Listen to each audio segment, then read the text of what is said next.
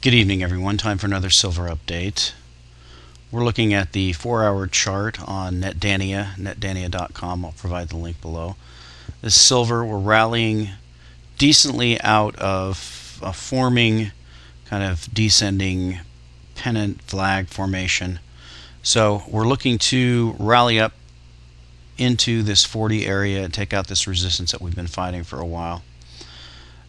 So that's kind of bullish that we're moving up out of this. You can see the MACD is doing a little bit of a crossover here. The gold chart is also fairly strong. We're trying to break out of this little mini cup and move higher into these old resistance areas, and hopefully then make a run at 1900 to see where we go from there, whether we can break out and move into higher territory. Now this update is going to be extremely long one because I'm going to try to delve deeply into the MF Global situation. So for those of you that aren't interested in that, go ahead and just tune out now because it's going to be fairly in-depth. So there have been a lot of news stories lately about this situation, and I wanted to try to break it out and make it understandable for the layman, people who aren't involved in futures markets. It's some of the terms and some of the organizations involved are very confusing. So I wanted to start with just by breaking that down a little bit. So the first organization we want to look at is called the SIPC. This is the Securities Investor Protection Corporation. A lot of people have confused this organization with the FDIC, and it's sometimes explained as being the FDIC for brokers. Basically, it is an organization that backs up the securities that investors invest in. I'll read a little bit of this. The SIPC is the first line of defense in the event of a brokerage firm fails, owing customers cash and securities that are missing from customer accounts. So this is very similar to the situation that we have that's going on in MF Global. I think most of you know the history of it, or some of the history of it. Basically, MF Global went bust, and apparently they had mixed customer cash and securities with the firm's cash and securities.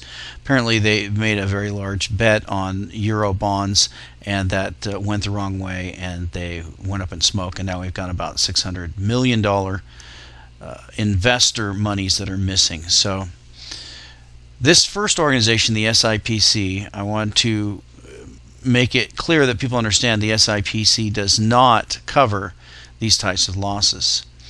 And you can see it down below. Now I actually did a Wayback Machine search for this page, which is in existence all the way back to 2006. So this isn't some new thing. This has been around for a long time.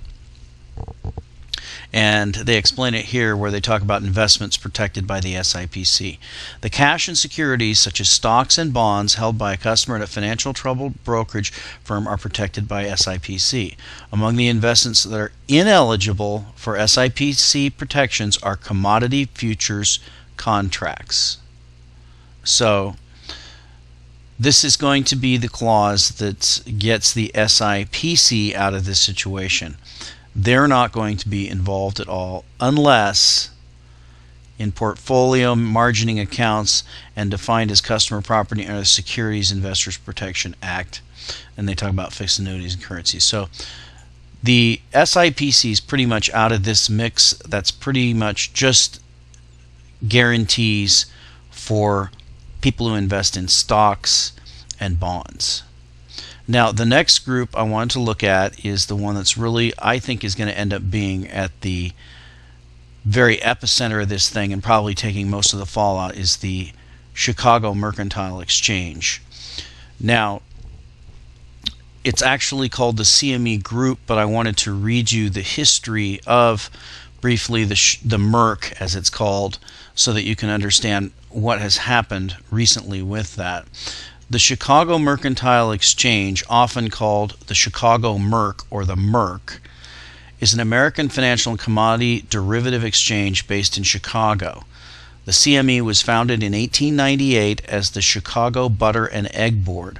Originally, the exchange was a non-profit organization. Now, this is key. The exchange demutualized in November 2000, went public in December 2002, and it merged with the Chicago Board of Trade in July 2007 to become a designated contract maker of the CME Group. And so now you can see with the mergers and acquisitions on August 18th, 2008, now that's a very interesting time frame there. That's right at the beginning of the financial collapse. Shareholders approved a merger with the New York Mercantile Exchange, the NYMEX, and COMEX.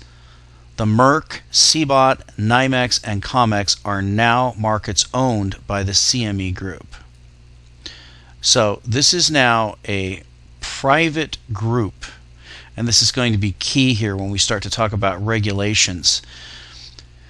What was formerly a non-profit exchange, in other words, it was an organization so that traders could come together, and you can see it was the Egg and Butter Board. So it was an organization where traders could come together and guarantee prices for their crops in the future, and that's ultimately going to be the reason why you have to have a futures exchange. And we're going to see that in some of these tales of woe that we're going to cover. So that's the CME Group. Now actually this is the CME, which became the CME Group, and that has a separate entry here. The CME Group owns and operates large derivatives and futures exchanges in Chicago, New York, as well as online trading platforms. It also owns the Dow Jones Stock and Financial Indexes. Now that's very interesting, because that seems to be the main index that we see propped up on a regular basis. The exchange traded derivative contracts include futures and options based on interest rate, equity indexes, etc., etc., etc. The corporate headquarters are in Chicago, etc. So that's the CME Group. Now, I wanted to pull up a page that I found under the Wayback Machine. I don't know if you're familiar with the Wayback Machine, but you can find it on web.archive.org, and this is a snapshot of a web page that was taken. If you click up here, you can see there's 205 captures. I actually began this by looking for disclosure agreements from Lynn Waldock, because that's the last time I was involved in futures. I was a futures broker and a stockbroker many years ago, and Lynn Waldock was one of the ones that I was involved with, and so I was looking to find their disclosure agreement, and in the process I found out by clicking on their link that it went to MF Global. So MF Global actually ended up buying Lynn Waldock, and that's important because Lynn Waldock was where all the small players, where you could put up as little as $5,000 and play your futures and commodities game. So obviously MF Global became the big player for the little players, and this is a snapshot of the home page that I was led to. So you can see how the Wayback Machine works. You've got your years up here, and we go all the way back to 2001 for the home page of this. Now the snapshot that I found, and because I felt that it was fairly relevant, was the snapshot that showed the announcement by MF Global that they had become a designated primary dealer. MF Global designated as primary dealer by the Federal Reserve Bank of New York. Now this was just back in February of this year. And that brings us to the next link, and that is the primary dealers list at the Federal Reserve Bank of New York, and they give the list of all the players here, and you'll note the disclaimer at the top: effective October 31st, 2011, the Federal Reserve Bank of New York has terminated MF Global Inc.'s status as primary dealer. So MF Global did not last a year, even a year, as a primary dealer for the Fed. Now, the reason why I'm covering all this is when we start to get to the articles, we're going to find a lot of finger pointing. The Federal Reserve is going to say, well, they're not accountable for assessing the solvency of their concerns. They're not accountable to do regular audits of their primary dealers, etc. So we're going to see a lot of people finger pointing and saying, well, it's not my job, it's not my job. So there's the Fed and their involvement in this. I don't think a lot of people knew that MF Global was actually designated as a primary dealer. You can see the rest of them here. We've got some Canadian ones, and we've got Barclays, Cantor Fitzgerald, Citigroup, Credit Suisse, Daiwa, Deutsche Bank, Goldman, HSBC. There's JP Morgan, Merrill Lynch, which I thought was bankrupt, but apparently this is a subsidiary of Bank of America, and Morgan Stanley, some Japanese ones. And so those are your primary dealers. These are the guys that are involved with shuffling the Fed paper on a constant basis to keep all of these phony auctions going, to keep this fiat Ponzi scheme running. So that's that group. Now, the next thing I want to look at is the article by Ted Butler that is about this MF Global situation, and I wanted to read some of that and comment. Oftentimes, the significance of truly historic events is not fully appreciated at the time they occur. I think we're at one of those times with the bankruptcy of MF Global. There's no question that the news and overall circumstances of the demise of the large commodity brokerage is widely known, but the significance of the event is not yet fully understood. While I would classify the event as an unmitigated disaster on many levels, I have hoped that it might result in some long overdue and necessary changes in the commodities regulatory structure. The disaster is that for the first time in modern financial history, the main guarantee of the clearinghouse system has completely failed its most important constituent, the customer base. The underlying promise to every participant in the futures market is that your money and open positions are safe from theft and default. This is the very glue that holds the futures market together, namely that all market participants can depend upon strict regulation and oversight to safeguard against fraud and theft. Now, the question that's going to come up here is, okay, we need strict regulation against fraud and theft. Well, who's going to do that? We've already covered that the CME Group is a private organization. The Federal Reserve is, well, it is private, but it's a quasi-government organization in a sense, yet they're hands-off as well. And we already have read that the SIPC has no involvement whatsoever because they don't guarantee commodity and futures. So who is it? Continuing, that's what's made the U.S. Organized Futures Exchange System the envy of the world. Well, I don't know about that. I know the Chinese in 2008 said that they were basically going to renege on most of their futures because they said the people that run these organizations are criminals and they can't trust them, so they have no obligation to fulfill their promises. Until now. For more than a week, almost all of the 50,000 commodity customers of MF Global are in limbo as to the access and status of their funds on deposit and open positions. And I wanted to jump back to the SIPC disclaimer because now, again, SIPC is really just about your stocks. But if you read down here and look at some of the questions about what happens when there's a loss.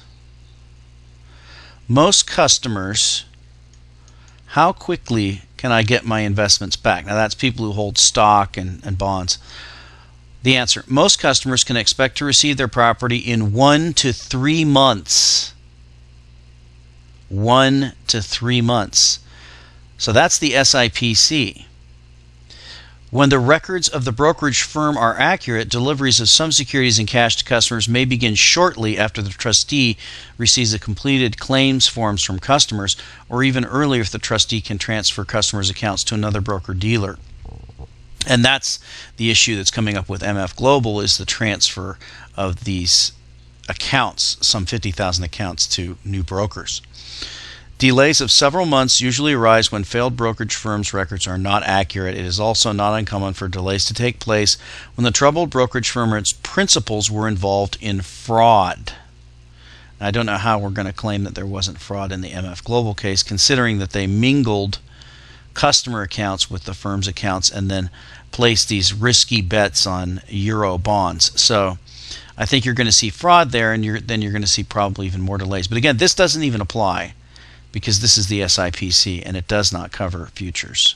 So whatever it is, it's going to be worse than that. For these 50,000 customers, it's the equivalent of discovering your bank just went out of business and there's no assurance at all your funds will be returned. In the interest of full disclosure, etc., he's doing a disclosure there.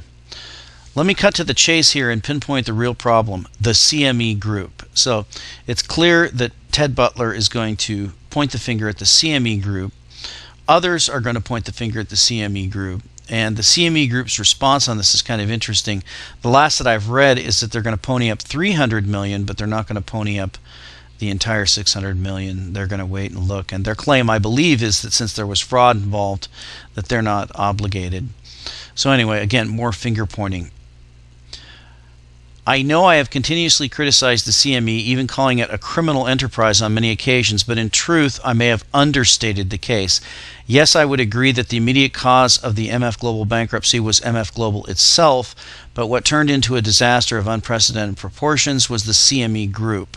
The CME Group was the frontline regulator for MFG, responsible for auditing and ensuring the safety of customer funds and for guaranteeing those funds in a worst-case scenario. So Ted is claiming that the CME Group was actually responsible for auditing the books of MF Global. Now, how is a private for-profit organization going to be responsible for auditing the books of their customer? That seems to be very problematic. The CME failed at every turn. Not only did its auditing fail miserably, the CME failed to step up to the plate to safeguard customer funds after it discovered that $600 million was missing. This is like a case of paying premiums for years on an insurance policy only to be denied coverage when presenting a claim for the first time. I know that the Federal Commodity Regulator, the CFTC, now here's our next group, the CFTC, and this is important because the CFTC is the one that's knee-deep in this silver thing as well, along with the CME. So now we're beginning to see questions about the credibility and obligations of the CFTC. So, as some have guessed, this may actually snowball into a bigger thing, and there may be roots that run far deeper than we see at this point. The CFTC has been negligent in the case of MF Global as well, but that does not mitigate the CME's failures. Of the twin failures by the CME and the MF Global bankruptcy, clearly of more significance was its failure to stand up and guarantee that all MFG customers would be made immediately whole by the clearinghouse system run by the CME. Now, I think this is a little bit confusing. The clearinghouse system and the guarantees in that system are responsible for making good the other sides of trades. I don't know if the clearinghouse system is responsible for making good customer funds. So, for example, if another group that trades commodity futures had contracts that the other side were taken by MF Global, then obviously the clearinghouse system would have to step in and take the other side of those to keep the thing running. And if you remember, last week we had some strange reports from the floors of people not being able to clear trades, and the volume was drying up to nothing, and that was all symptoms of this clearinghouse problem of getting all of the trades that were partly held by MF Global to be cleared. And so that's the issue of the clearinghouse. But I don't believe that the CME is responsible for customer funds. That goes back to the broker again. So the question remains, who is responsible to audit these brokers? And I think we're going to end up finding that the answer is no one. The clearinghouse system, a consortium of financial firms whose collective finances stand behind every trade, has been the main backstop to all futures trading for many decades. It was widely understood by all market participants that if a clearing member failed, all the other clearing members and the exchange itself would step in to guarantee customer funds and prevent contract default. The CME boasts on its website that anywhere from $8 billion to $100 billion in protection is available in the event of a clearing member's failure. Now, I believe that the CME Group, I looked at their stock earlier, and the capitalization of that company was only $17 billion. I don't know how they're going to stand to back up $100 billion, but I think that's talking about the trading volume rather than the amount of funds that they could be liable for. If it was telling the truth, it would seem $600 million should be no problem. Instead, we have a very big problem thanks to the CME Group. And he goes on. So Ted pretty much concludes that the CME is to blame in this thing, and the CFTC, whose job is to regulate the CME, is also to blame. And so both the CME and the CFTC are going to start to feel some heat on this thing. The next article is an article that was referenced in this Ted Butler article, and this is called Clients Question CME Oversight of MF Global. So we're going to dig into that one. And what we're going to see here as we dig in is the actual implications of the breakdown of the trading on the commodities futures exchanges, because of course ultimately the people impacted are going to be the farmers and the miners, because all of these financial parasites.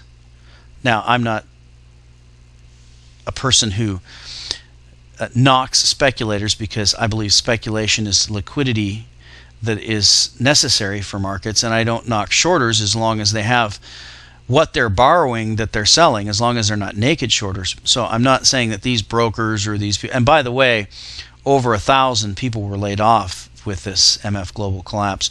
So I'm not saying these people are the parasites. The parasites are these Wall Street crooks who come in and buy up and take an interest and then blow these things up, which is exactly what we've seen. Of course, at the center of this is John Corzine, and he's obviously, it's my opinion, he should go to jail immediately.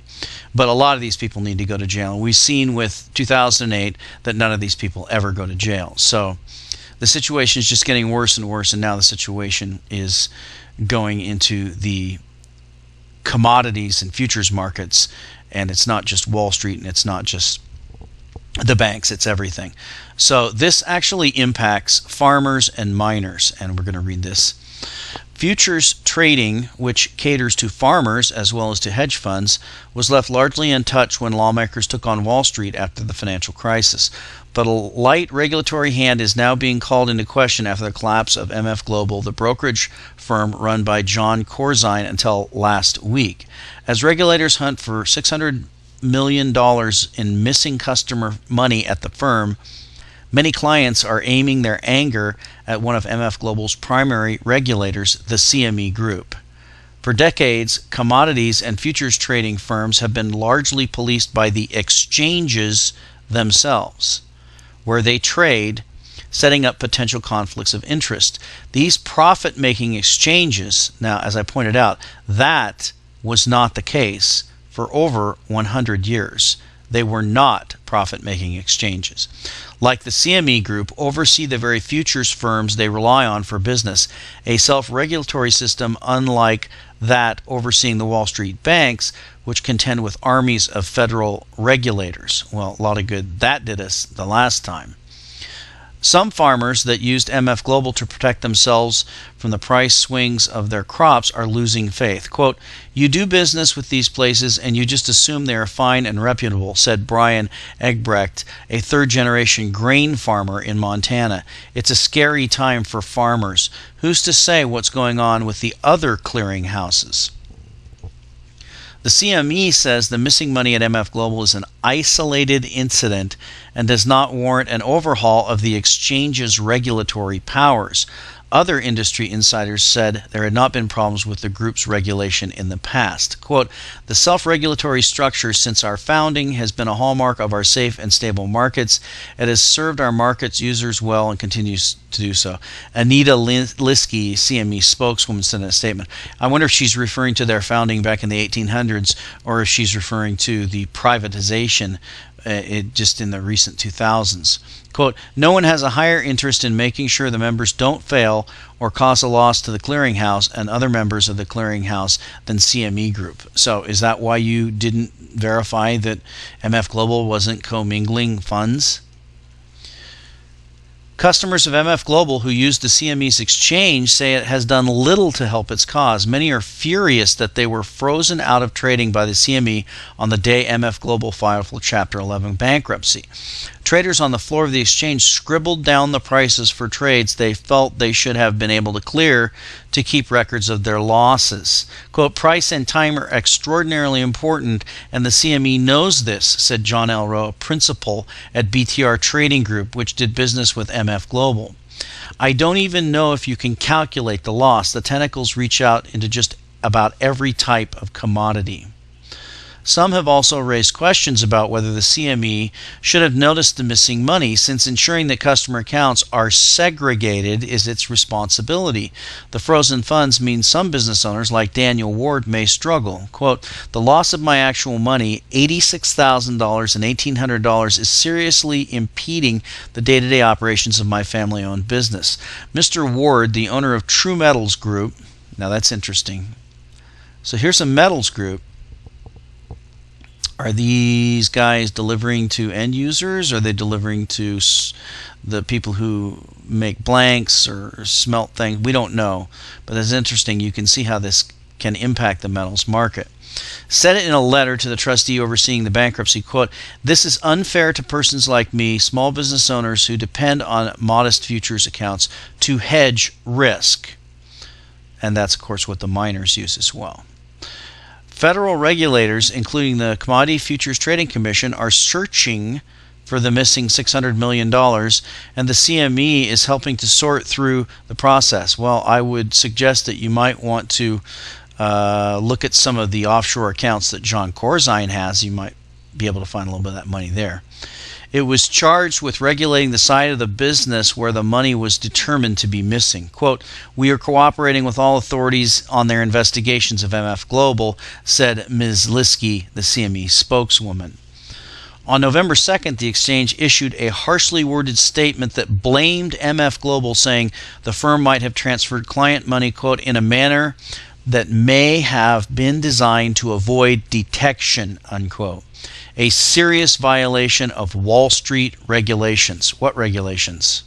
Who's the regulator? The exchange said it had conducted an audit of the firm a week earlier. A week earlier, but they didn't find it. Can you say fox guarding the henhouse?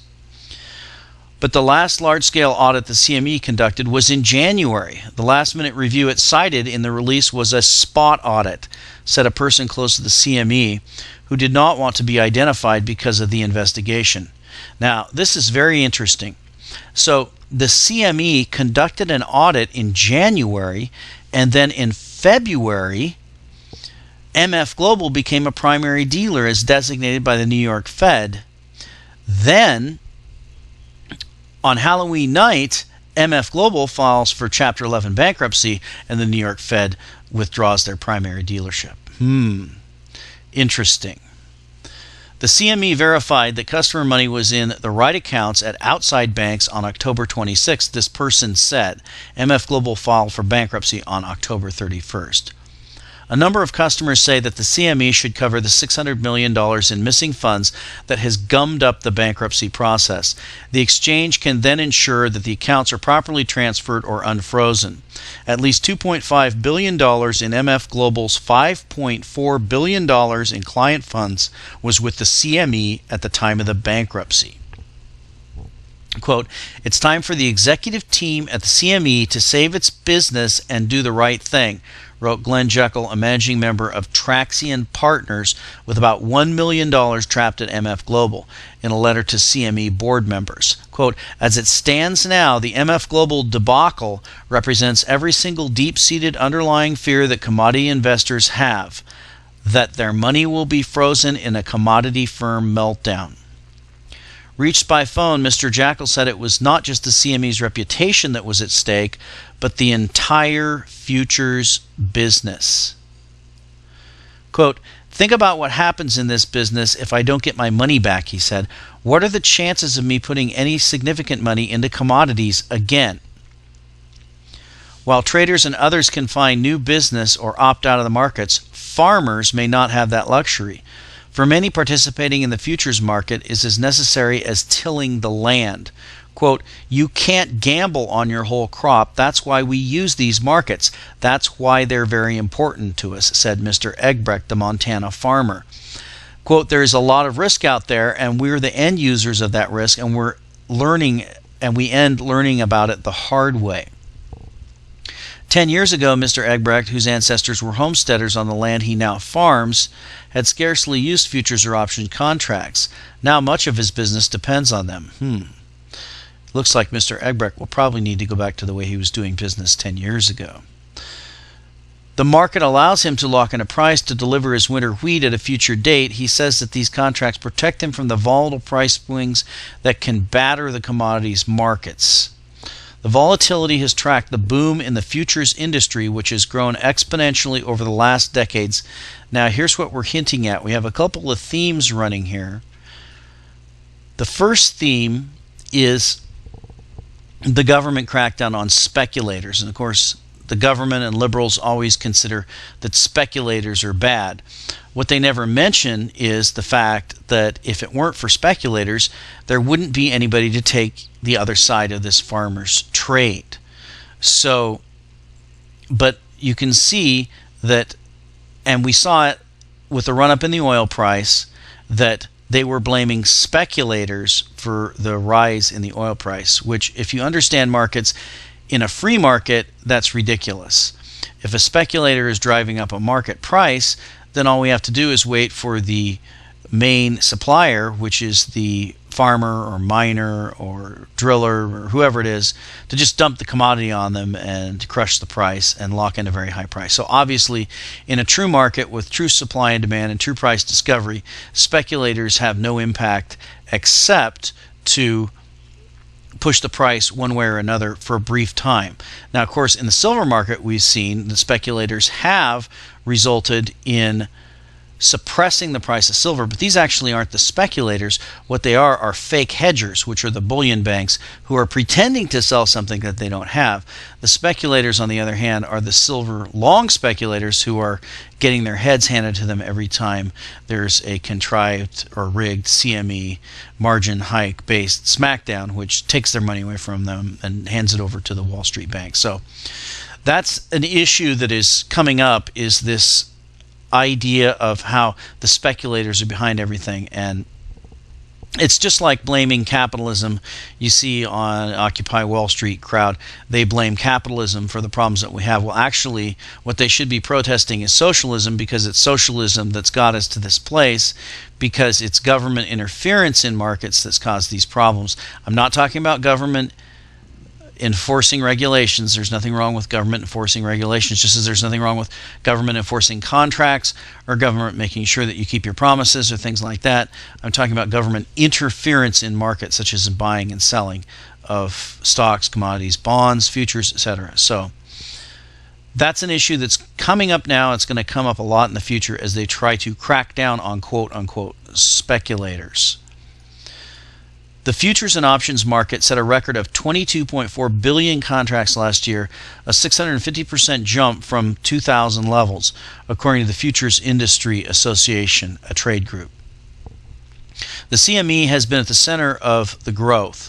Founded in the mid-1800s, the exchange became the clearinghouse of choice for commodities. In 2002, it became the first United States exchange to go public and quickly began buying up its largest competitors, including the Chicago Board of Trade and the New York Mercantile Exchange. During that consolidation, some questioned whether it could be an effective regulator. Quote, "How many other public companies are self-regulators?" asked Jared Lexman, a trader and broker in Indiana. Individuals aren't the regulators on their taxes. You have the IRS for that. The last thing most people want is more regulation, but when something like this happens, it definitely raises some flags. Well, actually, again, this is this issue that comes up again and again, more regulation. Well, we don't need more regulation as far as what happened at MF Global, which was the commingling of investor funds. That should be a crime, and I believe it is a crime. The question is why wasn't it being enforced, and whose job was it to enforce it? Not that we don't need more regulation. It's pretty clear to anybody who has a brain that you can't take investor funds that are set aside to cover margin and other things and take those and run them over to Europe and pool them into a big pile of billions of dollars and buy up a whole bunch of Euro bonds and then lose all the money. So it's not an issue of more regulations. It's an issue of following the laws that we currently have. The Commodities Future Trading Commission, which oversees the CME Group, reviewed the arrangement at the time, but the industry fought back hard. Quote, "CME has a long history and strong track record in self-regulation," the exchange told Futures Commission in a 2004 letter. Of course, that long history was when they were not for profit. Quote, "As one of the major exchanges in the world, we believe that our market surveillance and financial supervision regulatory capabilities are part of the brand identity that we have created," end quote. The commission backed off after winning a few concessions, including more independent board members at the exchanges. Yeah, right. The chairman of the commission at the start of the debate, James Newsom, went on to join the CME Group board after leaving the agency. More recently, Mr. Newsom's lobbying firm represented MF Global. So, again, here we see this incestuous involvement with the traders, and I haven't even gone into the stories about Goldman and JP Morgan, who apparently are going to get a lot of benefits out of this, because apparently they were able to protect themselves early. So let's jump to the next article real quick. I know we're running out of time, and this is a long one, but this is a real complex issue. This is the New York Times that was the New York Times article there. The next article is about whether the CME is legally liable for the MF Global customer losses. This is another one that was cited in the Ted Butler article. And there's a large debate that goes on. I encourage you to read this one. There's a very large debate that goes on in the notes down here from traders, some of which who have actually lost significant amounts of money and don't know whether they're going to get paid back. And this is by Avery Goodman. "We were all overjoyed to learn Monday that the money missing from MF Global customer accounts had suddenly been found. One problem, it wasn't. About $650 million is still missing. Where is it? Nobody knows. The aftermath of the MF Global debacle has been a lesson for people like Fed Chairman Ben Bernanke, who believe that, quote, increased regulation of financial firms will solve future problems. MF Global was a supposedly highly regulated entity. Its regulators are the CFTC and supposedly the self-regulating futures exchange, the CME Group. Now, I don't know how he can say that the CFTC was a regulator of MF Global. The CFTC is a regulator of the CME. The CME would be the regulator of MF Global, which is its own customer. But where was the CFTC and or the CME when MF Global customer money was being either stolen or converted to other uses by company executives? According to a publication of CME Group, Inc., titled Financial Safeguards, quote, clearing members must calculate segregation and secured requirements and ensure compliance with capital requirements on a daily basis. CME clearing monitors intraday price movements and trading activity throughout the trading session. To To assess the impact of these price changes on clearing members, intraday mark-to-market calculations are performed on clearing members' positions and reviewed by CME Clearing throughout the day and overnight. Additionally, CME Clearing monitors its clearing members' firms' settlements variation and performance bond activities at non-CME cleared exchanges and clearing organizations daily. The risk management team may contact the exchanges or clearing organizations to follow up on this activity. That is all very interesting and impressive, but it seems like a lot of hot air given what we've seen so far in the MF Global affair. If CME really does all that it says it does, how in the world did $650 million go missing? How did so much cash manage to slip out of supposedly segregated client accounts and into MF Global's corporate account? The fact that it did implies that the clearinghouse hasn't been doing anything anywhere near what it says it does. It was certainly not doing an automated computer-based audit every day, although that would have been relatively easy to set up. The overall picture appears to be one of negligence on the part of CME Group, Inc., with respect to its regulatory duties and obligations. In truth, it doesn't matter whether or not CME Group was negligent in supervising MF Global. It has a contractual duty that it created itself to reimburse customers for any and all of their segregated fund losses because it promised to do so. The promise is legally binding and ensures and inures to the benefit of every customer who opens an account with CME Group, with a CME Group approved clearing member. Specifically, CME's promises is false. And he goes into the statement from CME's brochure that they hand out, and that is the subject of the debate in these comments here. And I think that he's probably wrong on this. I think that CME does not have a legal obligation. It has a moral obligation, and obviously that failed. So what is the upshot of all this? This is an article that just posted today on Yahoo. Insight: MF Global bust erodes trust in brokerages.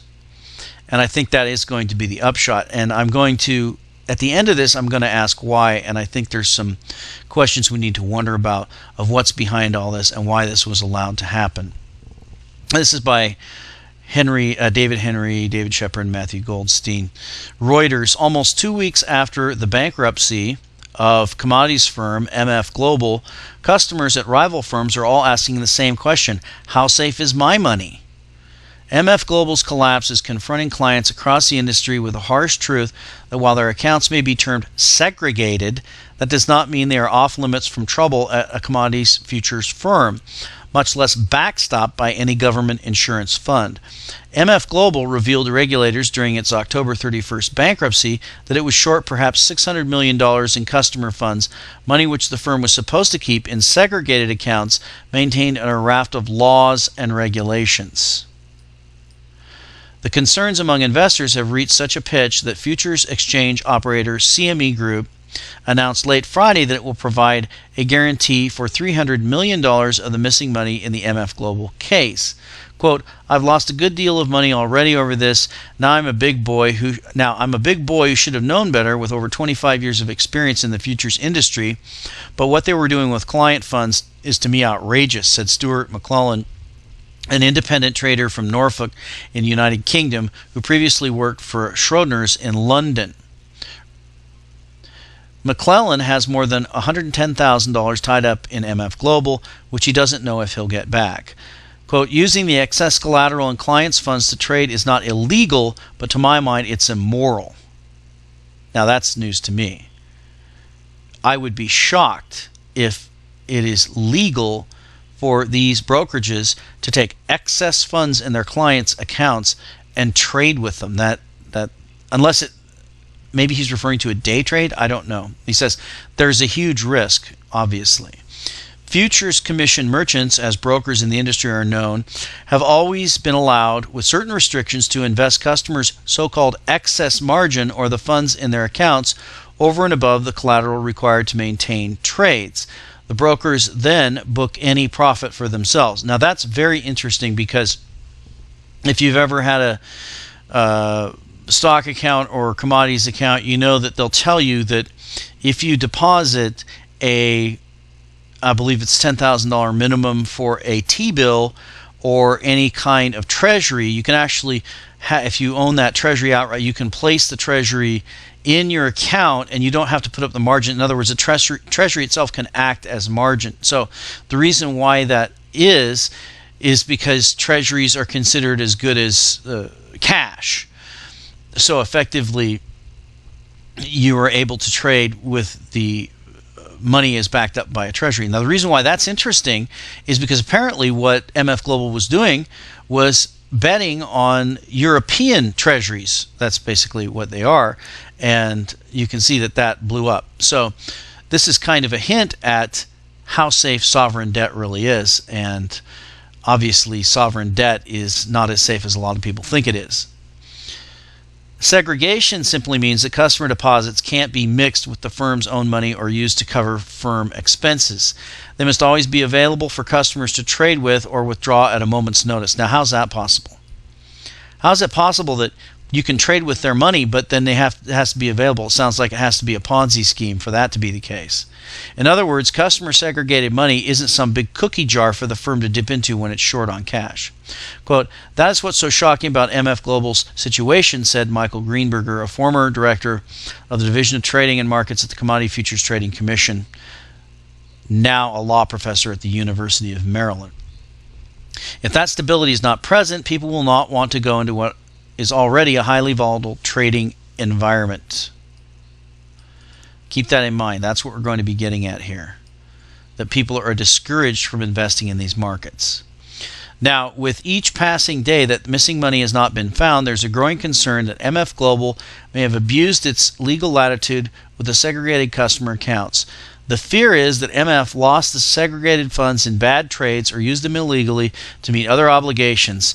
By this time, traders and investigators and sources say it should have been possible to trace the money if it still exists in some account with another financial institution. Some traders who tried to withdraw funds from MF Global prior to the bankruptcy received checks that bounced. Commodity traders and investors are now saying they will demand their brokerage houses reveal exactly what they plan investing customer funds in. Don McAfee, a private investor from San Juan Islands in Washington State, said he had been a novice trader of commodities who had become interested in the sector, in part because he saw less risk from the fate of individual banks and brokerages than in equities or bonds. Quote, "It was an easy way of diversifying out of just playing stocks, and I was very attracted to the fact you did not have any seem to have any counterparty risk." Well, that was a big mistake. McAfee said, who has around $220,000 still frozen at MF Global. Quote, "In the future, I'm going to want an ironclad guarantee." Well, what's that, Mr. McAfee? What's an ironclad guarantee? There isn't one. I think, to quote Lindsey Williams in one of his recent interviews, if you're counting on a piece of paper, it's worth the paper it's written on. There is no ironclad guarantee. So he's going to have to wake up and smell the coffee and start buying physical silver and gold.